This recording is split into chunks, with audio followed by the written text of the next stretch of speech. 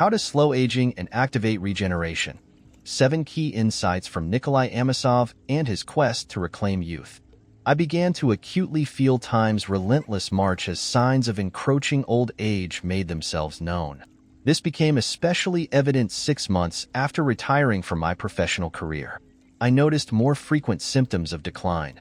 My energy levels dropped, joints ached, my gait grew unsteady, and my body felt heavy, as though I'd just finished grueling labor. Though it didn't inspire fear, it stirred sadness and occasional frustration. I had no intention of surrendering without a fight. These were the reflections of renowned surgeon Nikolai Amosov as he approached his 80th birthday. Driven by these thoughts, he began exploring theories about the root causes of age-related decline in the human body. He also had his own hypothesis, which he resolved to test. Drawing on the work of 2 physiologists, Amosov launched an experiment to determine whether reversing aging was possible at his stage of life. After 10 months, he shared his progress and the challenges he faced. Amosov approached his experiment with unwavering rigor.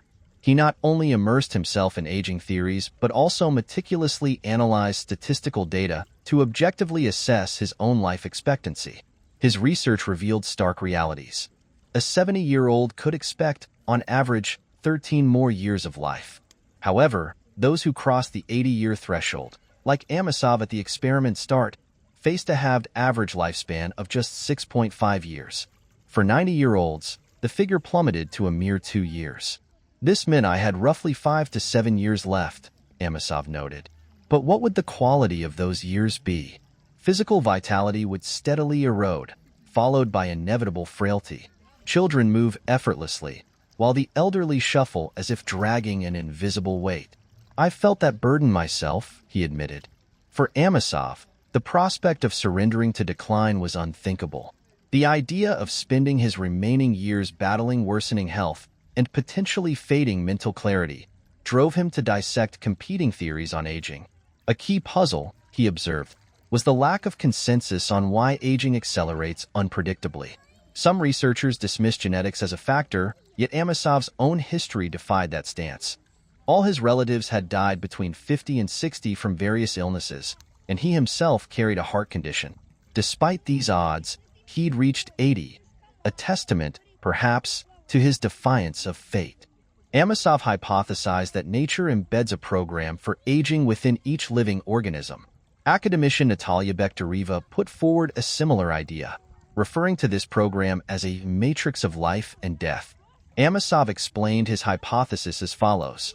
According to this biological program, each organism is allocated a specific energy resource. When this resource falls below a certain level, the next stage of the program is activated. Nikolai Amosov believed that the human life cycle comprises 3 phases: growth, reproduction, and aging. He proposed that energy expenditure and the accumulation of inhibiting substances are influenced by various factors. Science is familiar with theoretical propositions about the possibility of extending lifespan through physical activity.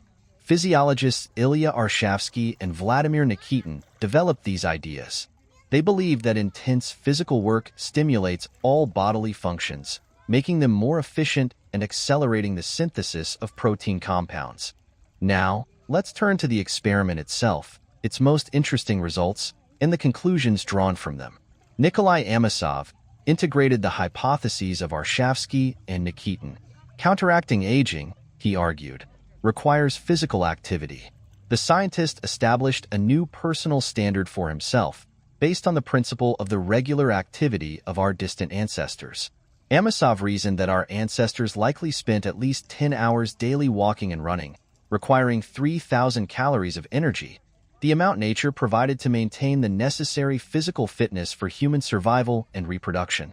According to the scientist's calculations, an Abkhazian centenarian, who spends 2 to 4 hours working in their garden and performing household chores, expends approximately the same amount of calories. In contrast, a typical retiree, leading a sedentary lifestyle and spending significant time watching television, expends only 2,000 calories. Therefore, they need to expend an additional 1,000 calories. Nikolai Amosov acknowledged that this level of exertion was significant. It equated to either 4 hours of walking or leisurely work in a garden. Most importantly, this exertion needed to be daily. If discontinued for 2 to 3 months, the benefits of previous training would be nullified. It's worth noting that before making these calculations, Amosov himself performed a daily exercise routine that included 1,000 movements and a 25 kilometers run. However, he estimated that these activities only burned 400 calories. He needed to add another 600 through additional training. Amosov's training regimen included a 6-kilometer morning run, which took about an hour, followed by gymnastic exercises with dumbbells. He increased his usual 1,000 movements, forward and backward bends, torso twists, arm movements up and forward, to 1,500. He alternated these movements with 40-minute walks. As a result, his total training time was about 3 hours per day. Amosov also practiced buteyko breathing exercises and followed a moderate diet. While conducting his experiment, Amosov noted that, despite all the exercises, he didn't expect to live an extra 15 to 20 years, as he had started the experiment too late in life. However, he believed that even if he couldn't significantly extend his lifespan, he could at least improve its quality. I have lived in this regime for 10 months, and now it's time to talk about the changes that have occurred in me, Amosov stated. It became clear that rejuvenation was achievable. Rejuvenation, in my understanding, is increasing an elderly person's ability to restore their biological age. Exercise helps slow down the processes that accelerate aging. During this time, I haven't been sick, my heart hasn't bothered me, and even my long-standing back problem has shown improvement. All my organs are functioning normally. Morning drowsiness has disappeared, and my sleep has improved. The main changes have been in the feeling of physical vitality. I walk and run like I did 10 years ago, Nikolai Mihailovich reported after 10 months of training. Amosov felt completely healthy, but one problem persisted. According to the scientist, he was periodically plagued by doubts. Was it worthwhile to train for 3 hours every day? I've achieved good results, but my mood is low. My rejuvenation has turned out to be unneeded. My strength and social needs have returned, but my train has already left. I left my profession, and now they are doing perfectly well without me. The Amosov craze has passed. If only I could believe in God, then the missing meaning would immediately appear. Alas, I perceive death as the end of everything. But I will continue my experiment simply out of human curiosity, Nikolai Amosov said. Nikolai Amosov highlighted several key points that he emphasized. Don't rely on medicine, he said.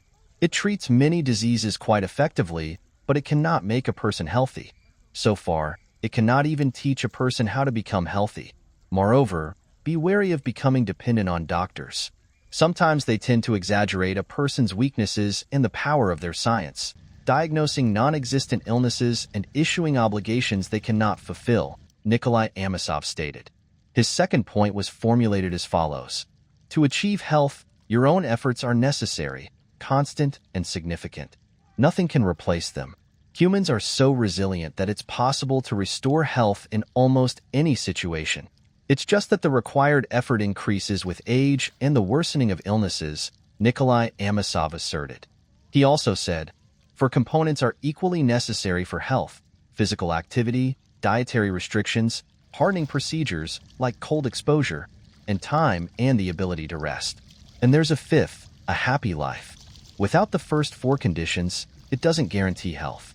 But if there's no happiness in life, where will you find the motivation to exert effort and restrict yourself in food?" Amosov pondered. Nikolai Amosov noted, physical activity every day, but enough to cause shortness of breath, sweating, and a doubling of your pulse rate. If you double that time, it would be absolutely superb, he said. And he immediately added, and also maintain a weight of at least your height in centimeters minus 100, Amosov said, emphasizing the importance of moderation in eating. Another of his conclusions was, the ability to relax is a science, but it also requires character. If only I had it, Amosov added. Regarding life, he asserted, a happy life. They say that health itself is happiness. That's not true. It's very easy to get used to health and stop noticing it. However, it does contribute to achieving success in family and work, but it doesn't determine them. However, illness is undoubtedly a misfortune, Nikolai Amosov shared.